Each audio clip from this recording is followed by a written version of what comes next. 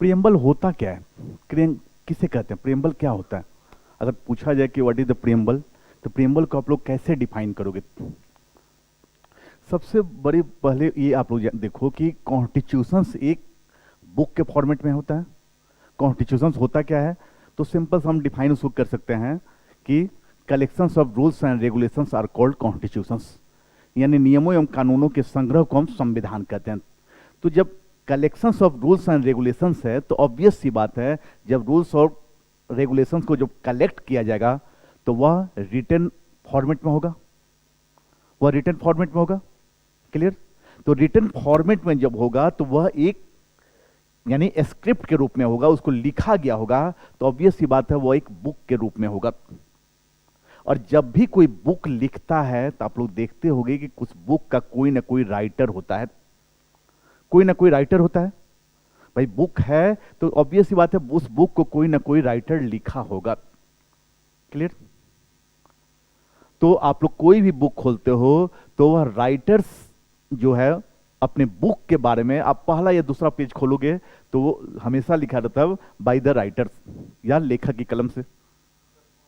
ठीक? तो उस बुक के बारे में राइटर जो होता है वह बताता है यूजर्स को कि हमने यह बुक क्यों लिखा है और यह बुक आपके लिए कैसे यूजफुल है।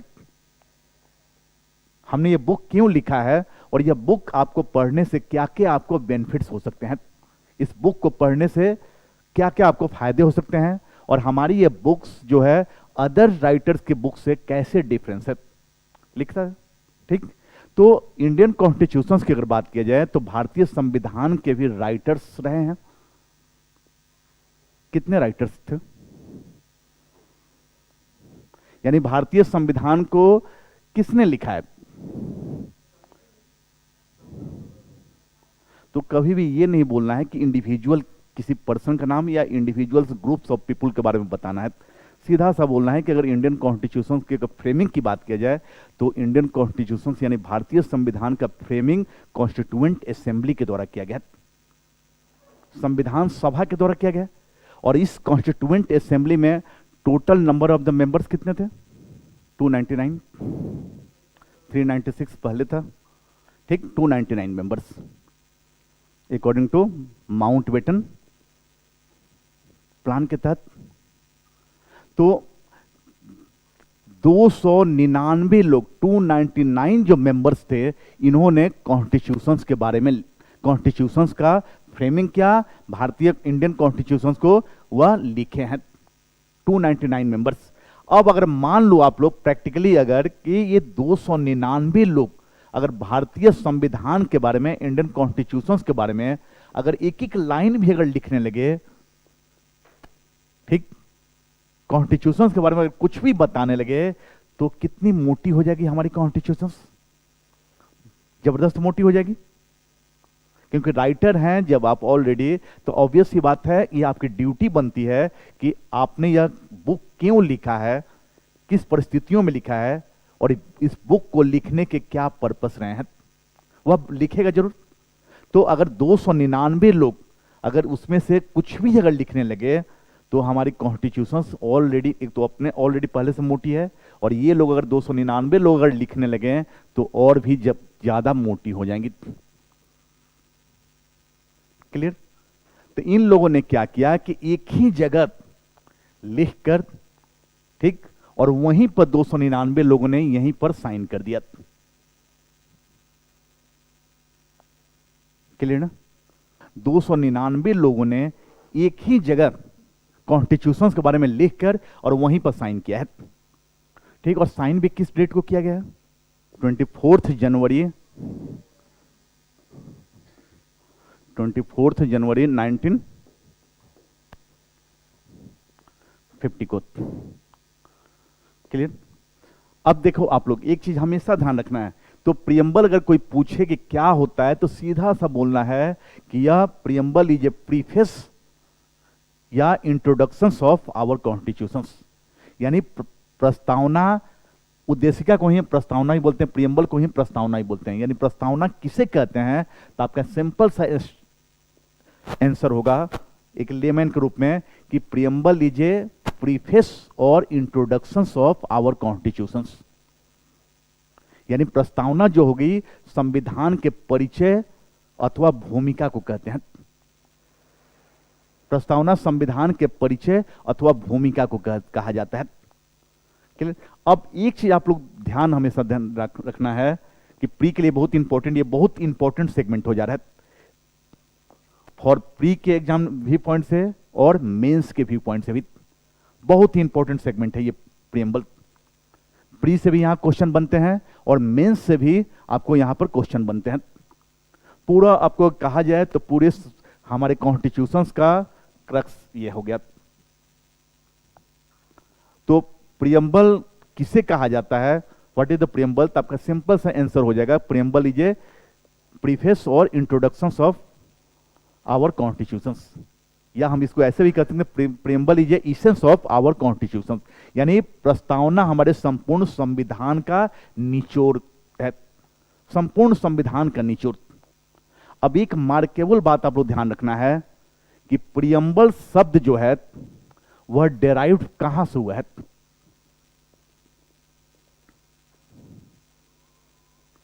प्रीएम्बल शब्द डेराइव्ड कहां से हुआ है?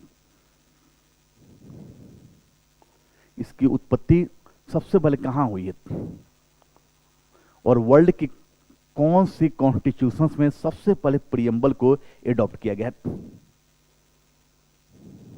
बिल्कुल ठीक है।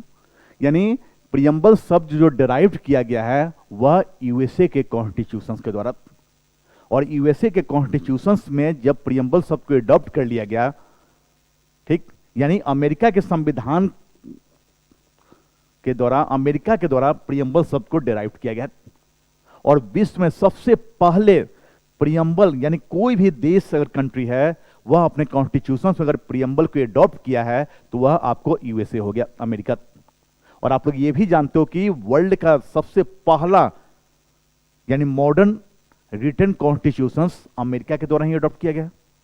यह भी आप लोग को पता होगा कि वर्ल्ड का पहला यानी मॉडर्न रिटन कॉन्स्टिट्यूशंस अमेरिका के द्वारा एडॉप्ट किया गया। कब किया गया था? अमेरिका के संविधान कब लागू किया गया था? 1787 में किया गया था। तो अमेरिका के कॉन्स्टिट्यूशंस के द्वारा प्रीएम्बल को जो एडॉप्ट कर लिया गया, उसके बाद ही पूरे होल कंट्री, यानी उसके बाद विश्व में जिस जिस देश ने अपने कॉन्स्टिट्यूशंस का फ्रेमिंग किया है उसके बाद उन लोगों ने प्रीएम्बल को एडॉप्ट किया। क्लियर? तो एक चीज अभी प्रीएम्बल हम शुरू करेंगे, उसके पहले 2-3 आप लोग को मीनिंग समझना बहुत जरूरी है, तब जाकर प्रीएम्बल सही में समझ में आएगा। पहला चीज हो जाता है कि 2-3 जो टर्म होते हैं, जैसे कि एक होता है लीगल इंपॉर्टेंस,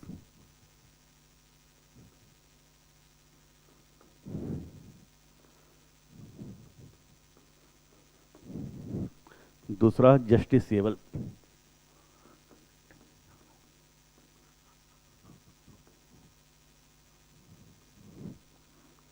ठीक, लीगल इंपॉर्टेंस या जस्टिसेबल। हिंदी में इसका अगर मतलब निकाला जाए तो विधिक महत्व,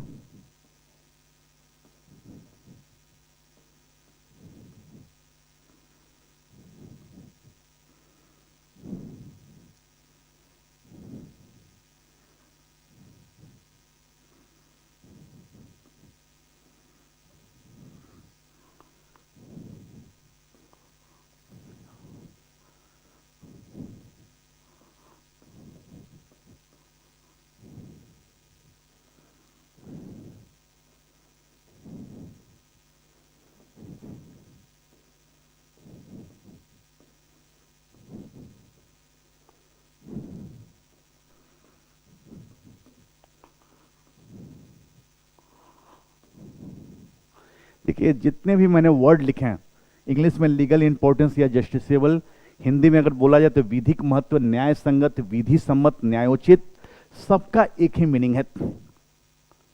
और हमेशा ये जो टर्म है, ये जो शब्द है आपको फंडामेंटल ड्यूटीज तक ये पूछ सकता है कि इज प्रीएम्बल जस्टिसेबल, या इनमें दे देगा कि इनमें से कौन किसका विधिक महत्व है, इनमें से किसका लीगल इंपॉर्टेंस है। ऑप्शन में दे देगा फंडामेंटल राइट्स, प्रियम्बल, डीपीएसपी और ऑल ऑफ द अबव। तो ये जो भी टर्म हमने हिंदी में लिखा या इंग्लिश में लिखा, सबका एक ही मीनिंग है, लीगल इंपॉर्टेंस या जस्टिसेबल या विधिक महत्व, न्याय संगत, विधि सम्मत या न्यायोचित, सबका एक ही मीनिंग है। और यह आपका ये जो वर्ड है आपका फंडामेंटल ड्यूटीज तक आपका पीछा नहीं छोड़ेगा। सीधा सा क्वेश्चन पूछ देगा इनमें किसका विधिक महत्व है या इनमें से कौन जस्टिसेबल है। ऑप्शन में दे देगा आपको प्रियम्बल दे देगा, फंडामेंटल राइट्स दे देगा, डीपीएसपी दे देगा और ऑल ऑफ द अबव दे देगा या नन ऑफ द अबव। तो पहले हमें इसका मीनिंग समझना होगा, सबका एक ही मीनिंग है। तो होता क्या है, लीगल इंपॉर्टेंस या जस्टिसेबल या विधिक महत्व का मतलब क्या हो जाता है। नहीं, सबका एक ही मीनिंग है, सबका इसको अलग अलग ये डिफाइन नहीं करना है, सबका एक ही मीनिंग है। अगर एक क्वेश्चन ये आ रहा है कि इनमें किसका विधिक महत्व है या लीगल इंपॉर्टेंस या जस्टिसेबल है, ऑप्शन में दे देगा फंडामेंटल राइट्स, प्रियम्बल, डीपीएसपी और फंडामेंटल ड्यूटीज। तो सारे में तो कॉन्स्टिट्यूशन के सारे पार्ट्स हैं। इसका आंसर क्या होगा, एक ऑप्शन और भी लिख लीजिए, नन ऑफ द अबव या ऑल ऑफ द अबव। गलत आंसर।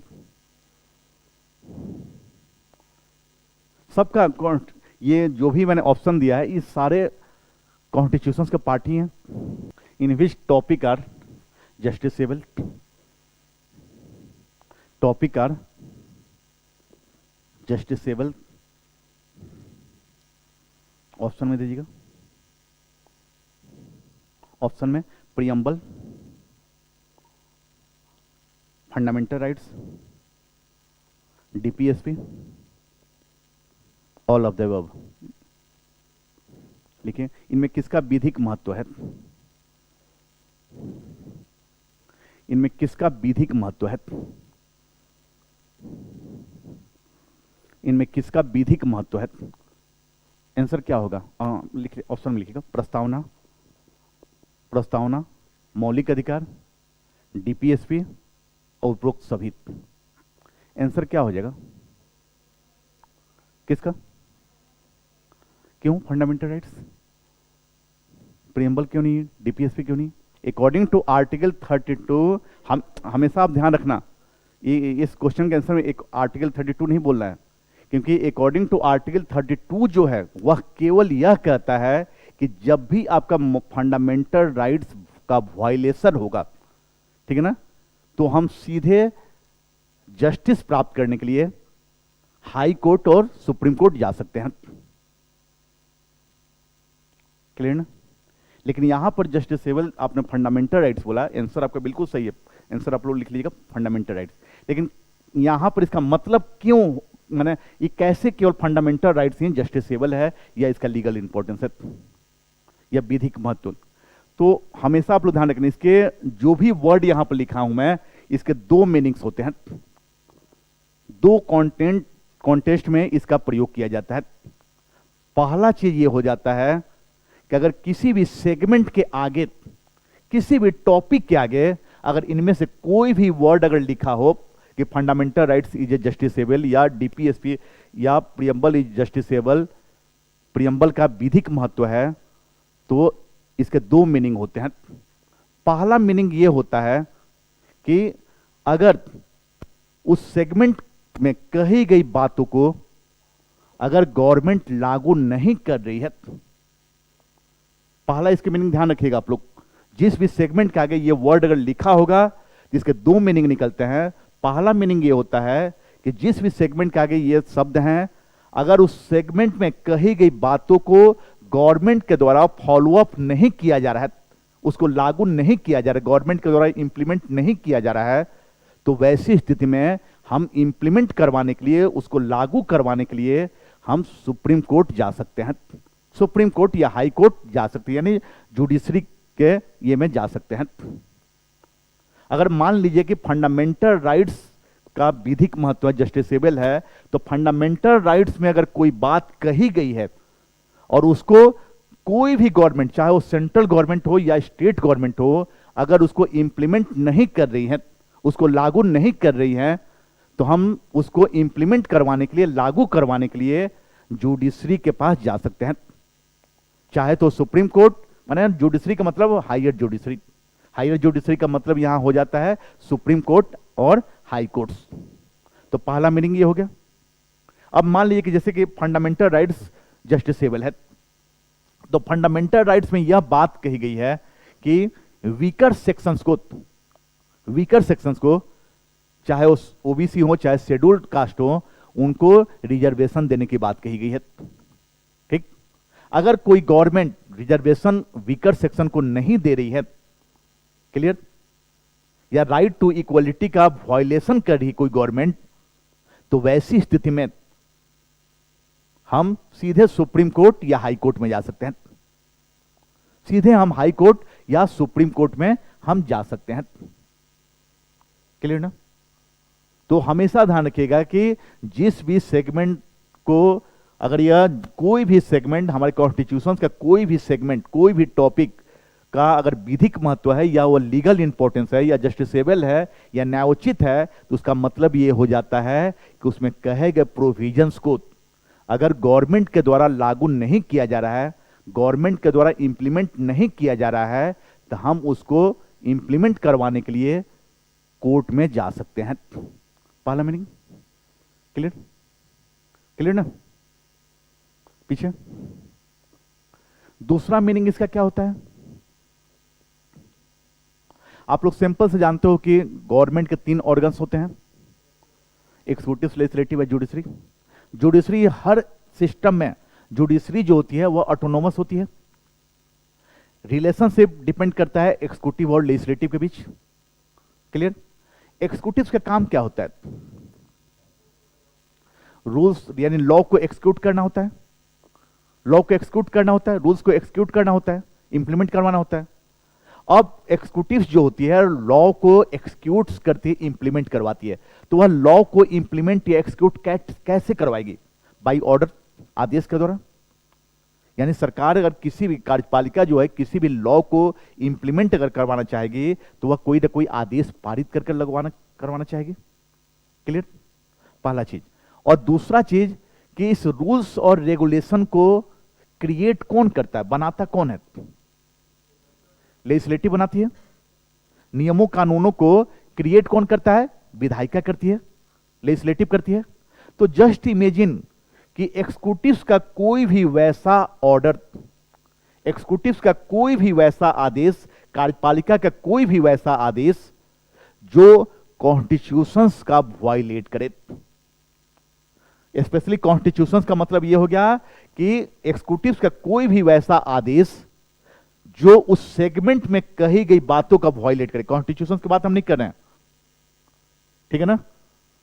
जो भी सेगमेंट का लीगल इंपॉर्टेंस है, जस्टिसेबल है, उस सेगमेंट की मैं बात कर रहा हूं कि एग्जीक्यूटिव का कोई भी वैसा आदेश, ऑर्डर अगर उस सेगमेंट में कही गई बातों का वायलेट करती है, ठीक, उसका उल्लंघन करती हैं, पहला चीज। और दूसरा चीज कि लेजिस्लेटिव द्वारा क्रिएट किया गया यानी विधायिका द्वारा बनाया गया कोई भी ऐसा कानून या लॉ उस सेगमेंट के विरोध करता है, सेगमेंट का वायलेट करता है, तो दोनों चीज, एग्जीक्यूटिव का ऑर्डर और लेजिस्लेटिव के द्वारा बनाया गया कोई भी रूल्स एंड रेगुलेशंस अगर उस सेगमेंट में कही गई प्रोविजंस का वायलेट करती हैं, तो वैसी स्थिति में सुप्रीम कोर्ट को यह पावर्स है, सुप्रीम कोर्ट को यह पावर्स है कि वह एग्जीक्यूटिव के उस ऑर्डर को और लेजिस्लेटिव द्वारा बनाए गए उस रूल्स एंड रेगुलेशंस को क्या कर देगी? कैंसिल कर देगी, कैंसिल करेगी। यानी कार्यपालिका के उस आदेश को और विधायिका द्वारा बनाए गए उस नियम कानून को सुप्रीम कोर्ट स्वतः, ऑटोमेटिकली स्वतः कैंसिल कर देगी। क्लियर ना? तो जस्टिसेबल का या लीगल इंपॉर्टेंस का यही 2 महत्व है, इसकी यही 2 मीनिंग है। क्लियर ना? पूरे कॉन्स्टिट्यूशन के लिए नहीं ये लागू होगा। जिस भी सेगमेंट के आगे, अगर हम हमेशा ध्यान रखिएगा कि जिस भी सेगमेंट के आगे, हमारे कॉन्स्टिट्यूशन में बहुत सारे सेगमेंट हैं, तो हमारे सेगमेंट में जिस भी सेगमेंट के आगे अगर इनमें से कोई भी वर्ड अगर मेंशन है, सबका एक ही मीनिंग है, ठीक, दे दे के प्रियम्बल इज जस्टिसेबल या प्रियम्बल को लीगल इंपॉर्टेंस प्राप्त है, विधिक महत्व प्राप्त है, तो मतलब सीधा सा हो जाता है कि प्रियम्बल में कही गई बातों को, पहला मीनिंग मैं बता रहा हूं कि प्रियम्बल में कहे गए प्रोविजंस को अगर गवर्नमेंट लागू नहीं कर रही है तो हम लागू करवाने के लिए कहां जाएंगे? सुप्रीम कोर्ट या हाई कोर्ट। क्लियर? पहला मीनिंग।